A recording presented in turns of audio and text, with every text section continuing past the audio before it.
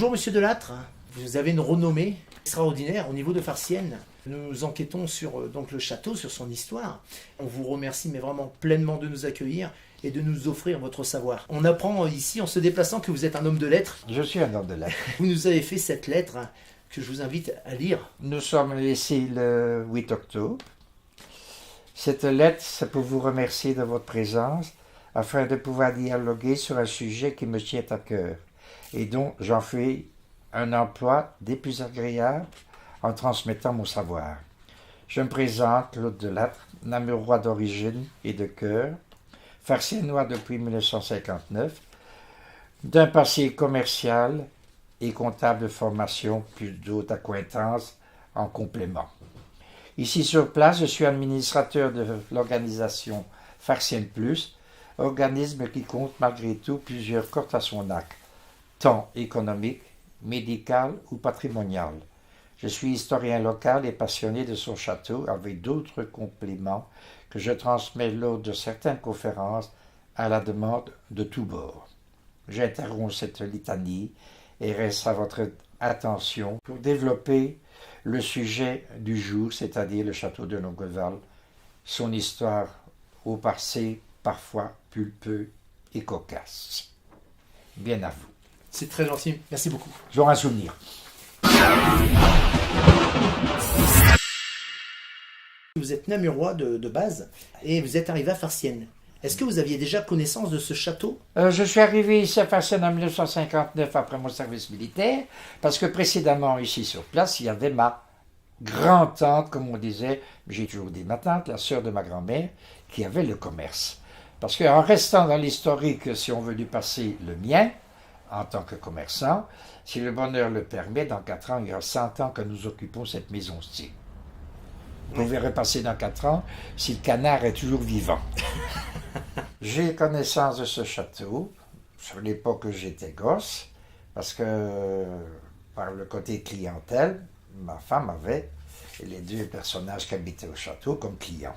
Et quand on passait devant le château, Madame Jeanne, elle disait « Ah, Madame Ourleman », c'était son nom, un nom flamand, « venez avec le gamin, venez boire une tasse de café et je ferai une tasse de chocolat pour le gamin. » C'est comme ça que j'ai eu accès au château. J'ai connu, avec du mobilier, du Van Malter, des fauteuils de l'époque de Louis XIV.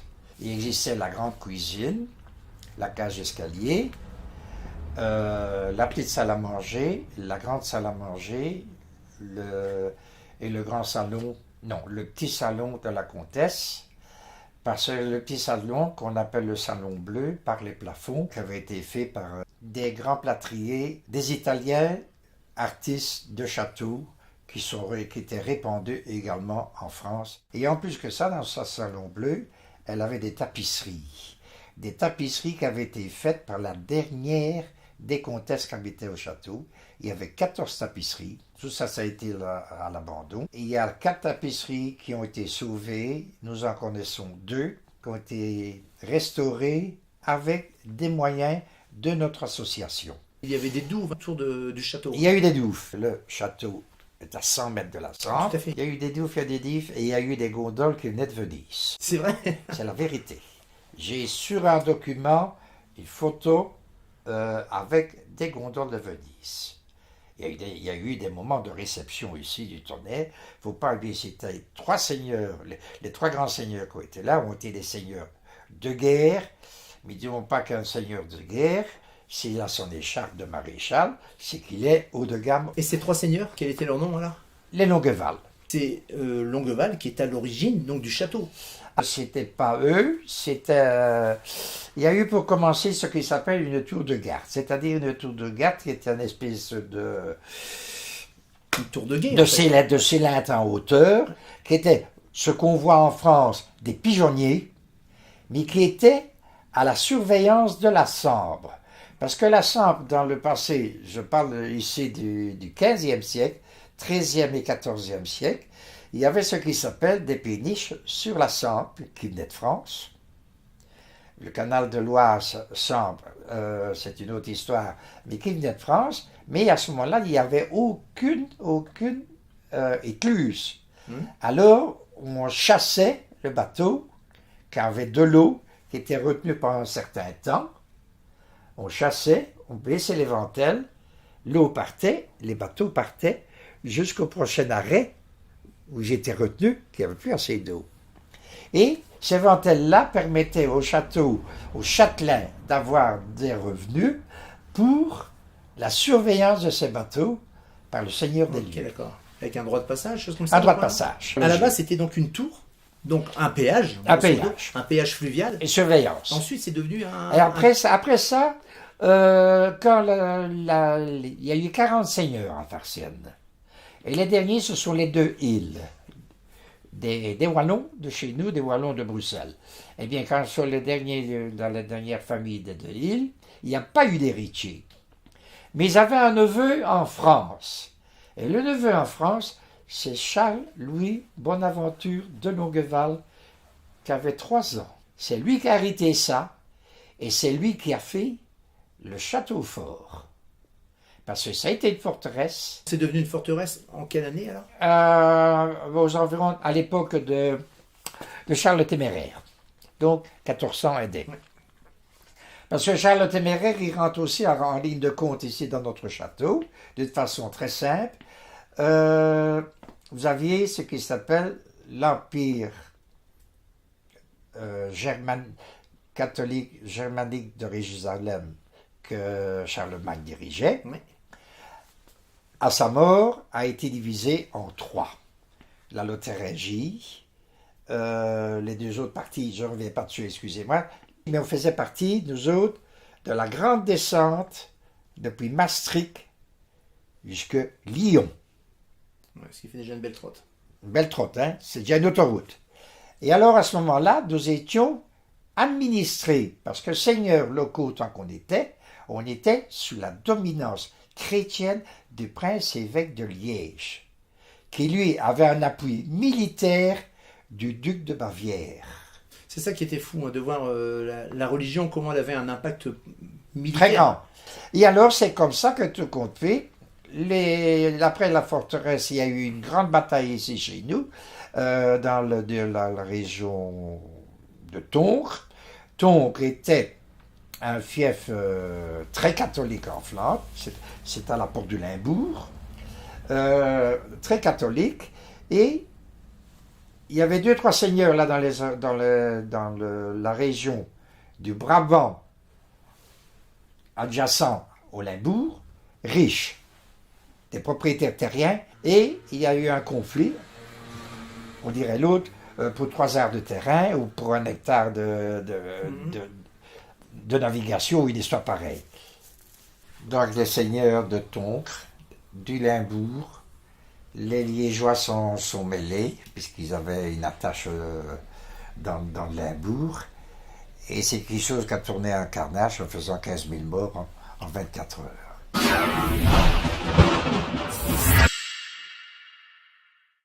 Il y a un blason sur le château de Farciennes. Il y a un blason sur celui-ci. Ok, d'accord. La définition de ce blason. Vous connaissez un peu l'origine ou quoi L'origine, c'est simple. L'origine de ce blason-là, ce sont les Longueval. C'est le blason de la famille de Longueval, en fait. C'est le blason de Longueval. Tandis que ce complément-là, ce n'est pas du Longueval. C'est du... À ce moment de l'interview, on aimerait vous faire part d'une chose. C'est-à-dire que tous les membres ayant participé à cette investigation avons vécu des petites bizarreries de la vie. Ce qui est étrange, c'est que chacun de notre côté, on vit ces phénomènes, et tous ces phénomènes nous ramènent à un point commun, le château. En l'occurrence, là, nous parlons du blason de la famille Longueval. Et nous abordons pour la première fois le sujet des Hongrois qui ont vécu et investi ce château.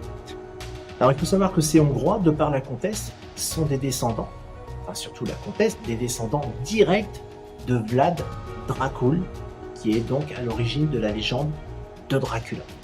Et donc nous parlons de ce blason, nous parlons des Longueval, et Monsieur Delattre dit que ce rajout sur le blason appartient à la famille hongroise. Et pour la première fois où nous allons aborder le sujet de cette famille hongroise, on voit une petite lumière qui part à peu près ici de mon corps, là de la poitrine, et qui va vers Monsieur Delattre. Et c'est quand même assez curieux parce que j'ai beau regarder, jamais on a eu un problème visuel sur la caméra pendant tout le reportage. Alors oui, c'est peut-être le hasard, mais en attendant, je rappelle que nous, on a eu une succession de choses qui vont dans ce sens. De Longueval. Tandis que ceci, ce complément-là, ce n'est pas du Longueval, c'est du... de Joseph Steinbeck, c'est lui, qui est un Hongrois. La partie ici en bas, alors. Oui, c'est ça. Et lui, c'est un Hongrois, alors. C'est un Hongrois. Ça, c'est l'intérieur du château. Là, on a parlé tantôt de Napoléon. Oui. Napoléon, quand il est venu à la bataille de Ligny, et après Waterloo, Ouais. à la bataille de Ligny, il y a un de ses officiers généraux qui a logé ici. Alors, quand Napoléon Qui a logé se ici, permettait, qui a logé au ici. château, quand Napoléon se permettait d'arriver quelque part, de mettre, vous tel général, vous irez là-bas, c'est des histoires d'estafette, et patati patata, c'est la mise en route. Eh bien, il ne faut pas oublier qu'un général, quand il arrive dans un château, c'était dizaines de personnes. Sa garde personnelle, son médecin, son ceci, son cela, et son lave derrière en même temps, si vous voulez. Eh bien, il donnait un cadeau. Il donnait sa personne. Et c'est ça, c'est une preuve comme quoi qu'il y a eu un général de Napoléon qui est venu ici. Qui est venu dans le parce château. qu'il n'y a que dans les châteaux qu'on revoit un cadre. Pour moi, il a été fait à la série. Je ne sais pas quelle imprimerie, mais il a été fait à la série. Voilà l'entrée du château. Oui. Ça, c'est ce que vous connaissez, que vous avez vu. Que je veux dire, la salle à manger, le grand escalier, la petite salle à manger, le passage, ici, il y en a deux passages, mais il n'y en a qu'un. La grande salle à manger et le boudoir de la comtesse, qui avait un escalier particulier qui a disparu. Tout ça, c'est la ferme. Il y a encore un petit morceau de mur là. C'est la ferme, qui a eu deux fois un incendie, un pendant la guerre et un après la guerre. Celui après la guerre, c'est une méchanceté de gens. On n'aimait pas les bons, on ne les aimait pas. Ça, c'était la grosse grange. C'est dans celle-ci qu'il y a eu le plus grand incendie, où il a perdu toutes ses bêtes. Il y a de quoi se pendre. Hein? Ouais. Et ça, c'était le logis du bailli, le responsable du château, tant que le seigneur était en guerre. Ça, c'était les logements communs, et pour la garde personnelle. Ça, c'était les écuries. Les remises de voitures, les écuries. Et la fameuse tour que je disais tantôt, la première tour, c'est celle-là, mais on n'a plus de traces. On l'a sur les plans. Ça, ce qui a été abattu ici, il y avait une salle de fête. C'était plus grand que la partie principale. Oui. Ça, c'était la chapelle. Dans l'histoire de la tour carrée, plutôt avec la chapelle derrière, il n'y a jamais eu personne qui a été enterré dedans, c'est prouvé. On a descendu bas assez pour essayer de trouver des caves. C'est encore de la légende, personne n'a été enterré là. Parce que les seigneurs ici, ils ont été beaucoup enterrés, ce qui s'appelle à la chapelle du couvent de Pironchamp. Il y a là ce qui s'appelle des grands seigneurs nationaux qui ont été enterrés. Le couvent, là-bas, a disparu. Il y avait des monuments en marbre de Carrare. Les princes de Mérode avaient un monument en marbre de Carrare. Et il y avait au moins une dizaine de familles nobles qui étaient enterrées là.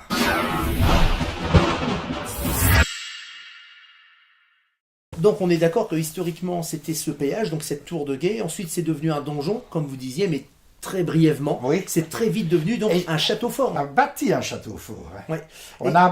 Il n'y avait pas de ce qui s'appelle d'assises d'un château, puisqu'il y avait que la tour de guet pour les premiers seigneurs, qui n'étaient pas les seigneurs de guerre. Les seigneurs de guerre, c'est l'arrivée des Longueval. Tous les autres, c'était des petits seigneurs de terre. Okay, les 40 seigneurs, c'est ce sont des petits seigneurs de terre. C'est vraiment devenu militaire à partir du Voilà. château et de l'origine, le château Longueval. Par contre, je fais une aparté, parce que quand j'avais fait des recherches, j'avais vu un moment, il parlait de Louis XIV au niveau du château. Quand Louis XIV est venu ici, c'est quand il est venu faire le siège de Namur en 1692. Il est venu 2 fois par ici au château de Farciennes. Il est resté 4 jours avec sa cour, parce que quand Louis XIV arrivait à un château, il envoyait une estafette, pas en moto pendant le combat à la guerre, il envoie une estafette pour prévenir Sa Majesté le roi Louis XIV demande accueil dans votre propriété, il viendra avec sa cour à votre charge. Oui, bien sûr. Eh bien, quand Louis XIV s'est déplacé, c'est pour arriver à un château, lui, sa femme, La lingerie, le pharmacien et tout Saint-Trayen, et sa garde personnelle, c'était 100 personnes sur le dos du châtelain. Puis c'était pas bien de dire non. C'était pas bien de dire non. Et il est venu ici d'une façon par hasard. Je vous ai parlé des jardins qui ont été faits par les enfants, par les élèves de Le Nôtre. Oui. Qui a fait les jardins de Versailles. Oui. C'est ça, le jardin de Versailles, c'est ce que j'avais vu. C'est Le Nôtre. Mais ce sont ces élèves qui sont venus ici. Il est allé au château de Ham-sur-Eure. Si vous le connaissez, c'est un beau château en L. Mais le château de Longueval était un château en L aussi. Oui, c'était le côté fermage, c'est le machin qui donne l'impression qu'il fait une superficie carrée, mais ne l'est pas, on le voit bien. Eh bien, il est allé là, et c'est quelqu'un qui a eu la parole, le plaisir de dire « Majesté, vous devrez aller voir un autre château qui a une autre valeur que celui-ci, où vous serez aussi bien reçu. » Et c'est comme ça qu'on a envoyé une estafette pour demander à ce que le roi vienne ici. Il est venu ici, très charmé. Je sais qu'il a fait un don, mais je ne sais pas quoi. Quand on regarde sur le net, sur le château, il y a un truc qui vient tout de suite, c'est cette légende avec la fameuse famille d'Hongrois qui était dedans.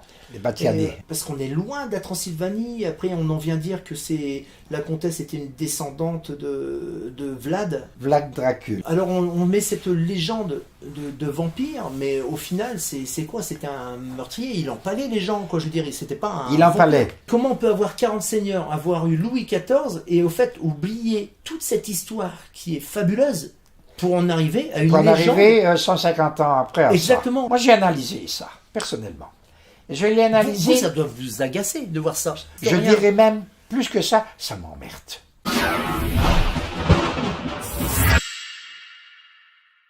La chapelle en question, où on a retrouvé les 4 personnes, c'est dans l'image que j'ai ici, c'est dans la chapelle de Ternier. Donc la chapelle était là à Ternier. Si vous avez eu l'occasion d'aller à Ternier une fois, la ferme est là. Elle rencontre 40 mètres plus bas. Le terrain n'existe plus de nos jours.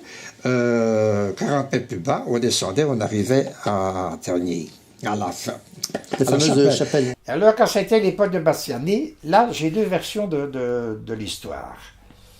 La première version, c'est une version médicale. Nous avons eu au XVIe siècle et XVIIe siècle 5 épidémies. Il y a une épidémie qui a décimé les 2 tiers du patelin. À ce moment-là, Farchienne avait 600 habitants. Il y a des maisons qui se sont trouvées vides. Moi, je remonte. C'est ma version historique. Et elle n'est pas dénuée de fondement. Valak Dracul, c'est le seigneur. Il fait sa petite guerre avec son voisin, c'est simple, il a supprimé par là la moitié de la petite noblesse. Petite noblesse parce qu'il ne savait pas arriver haut. Eh bien, il a perdu sa bataille, on zigouille, sa famille, on le met sur un piquet, devant la tente, ici c'est chez moi. Et l'héritage de ça vient des Ottomans. Des Ottomans, ça vient, je vais loin, de Genghis Khan. Ça vient de là. Pour moi, parce que le principe du PAL n'est pas quelque chose d'européen. Eh bien, ils ont gardé ça, mais avec une image chrétienne. Quand ils ont été exécutés, on a mis le pieu. Je l'ai eu dans les mains, moi, les pieux. Vous les avez vus, les clous? 2. Parce que nous, c'est ce qu'on a vu en On France, les a eus ici à l'église. Les clous, c'était quoi? 2,5 kg par clou Vous voyez les machins, là? Allez. Vous avez vu le tyran qu'il y a dans les murs, là? Oui. Eh bien, c'est le système d'un tyran. Pour moi, c'était une légende. Les clous, j'y croyais même pas. Je me dis, si. C'est marqué. Il faut y croire. Et c'est pas. Mais là, en fait, vous avez eu les clous. Donc, cette histoire d'avoir été empalé. D'un calé au musée historique de Charleroi. C'est bizarre d'accueillir un clou dans une église qui a servi à empaler un cœur. C'est le côté historique qui parle ici chez nous. Sûr. Alors, le clou en question, il était planté dans le cœur. Ouais. Alors, ce que beaucoup ne savent pas, c'est pas beau. Les têtes, toutes les têtes, elles ont été croquées et pour regarder Jérusalem.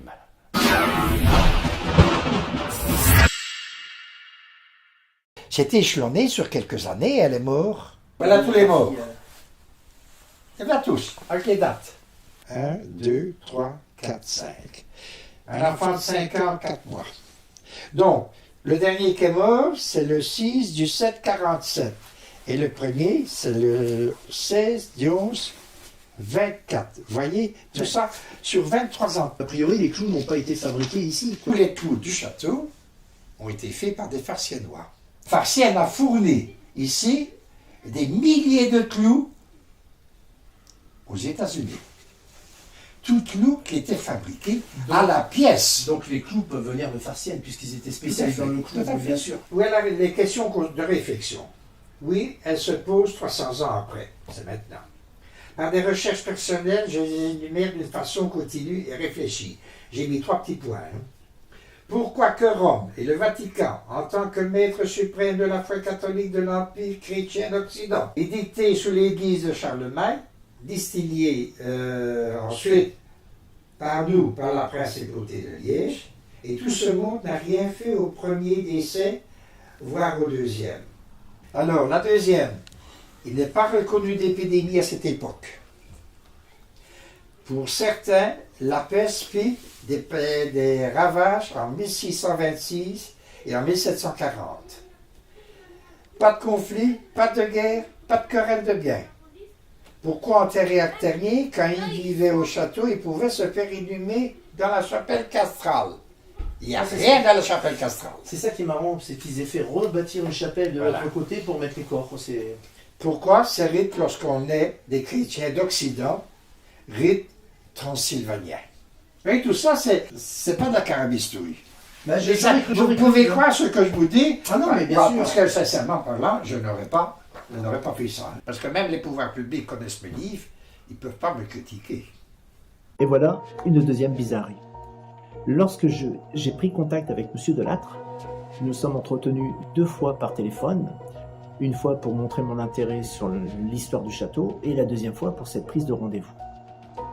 Je lui ai dit, et je me suis présenté sous le nom de PML Investigation et sous mon nom et mon prénom. Je lui ai dit que j'allais être accompagné de 2 personnes, mais je n'ai jamais communiqué le nom et les prénoms de ces personnes. Et lorsque nous sommes rentrés dans cette boutique, qui est son ancien commerce de famille, Monsieur Delattre maintenant collectionne divers objets. Et là devant nous, la première chose que l'on voit, c'est cette caisse avec cette collection de livres. Tous les livres sont placés sur la tranche, sauf un seul, qui est debout, ouverture face à nous. Et très étrange, ce livre, sur sa couverture, a un pendu et tout en haut du livre, c'est marqué Jordan. Le titre du livre, Corde raide, je vous invite à vérifier. Et alors forcément, stupéfaction. Si demain je venais chez vous avec 2 personnes dont vous ne connaissez pas l'identité, quelles sont les probabilités que vous trouviez le prénom?